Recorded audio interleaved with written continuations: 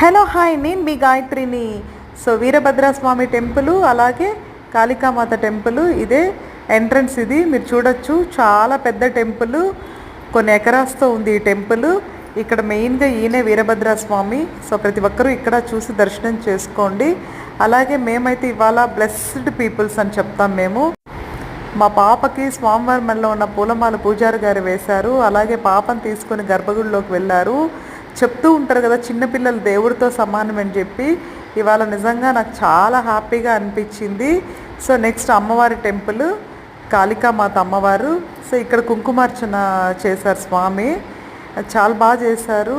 So మా పాప చేత చేయించినప్పుడు మేము ఇంకా చాలా హ్యాపీగా ఫీల్ అయ్యాము. దాంతో ఫైనల్గా సో స్వామివారి ప్రసాదాలు అవన్నీ మాకు ఇచ్చారు.